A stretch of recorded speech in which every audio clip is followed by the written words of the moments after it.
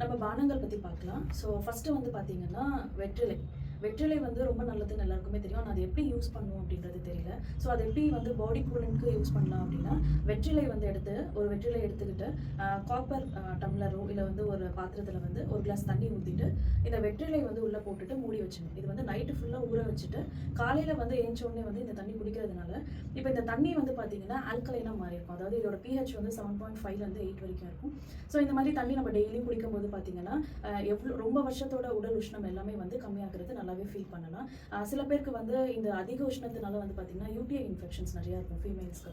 அதாவது யூரினரி ட்ராக்டில் வந்து நிறைய இன்ஃபெக்ஷன் என்ன பண்ணாலும் கம்மியாகுது. ஸோ இந்த ஆல்கலைன் வாட்டர் ரெகுலராக எடுக்கும்போது பார்த்தீங்கன்னா அந்த ப்ராப்ளமும் சால்வ் ஆகும். இன்னும் நிறைய இன்ஃப்ளமேஷன்ஸ், அதாவது மூட்டு வலிக்கிறது, ஸோ அந்த மாதிரியான இன்ஃப்ளமேட்ரி ப்ராப்ளம்ஸும் வந்து சால்வ் ஆகிட்டு வரும். நிறைய ஸ்கின் ப்ராப்ளம்ஸ், அப்புறம் வந்து ஹேர் ரிலேட்டட் ப்ராப்ளம்ஸ் எல்லாத்துக்குமே வந்து ரெகுலர் யூசேஜில் எடுக்கும்போது வந்து சரியாகும்.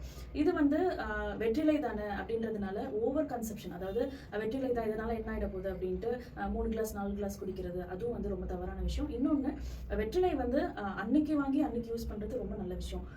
பழைய வெற்றிலை, அதாவது ரொம்ப சுருங்கி போனது, அதாவது இல்லைன்னா ரொம்ப வந்து காஞ்சிடுச்சு ஆனாலும் நம்ம யூஸ் பண்ண அந்த மாதிரி இருக்கக்கூடாது. ஃப்ரெஷ்ஷான லீவ்ஸ் மட்டும் தான் யூஸ் பண்ணணும். ஸோ இதெல்லாம் வந்து கண்டிப்பாக மைண்டில் வச்சுட்டு இது வந்து குடிக்க ஆரம்பிக்கலாம்.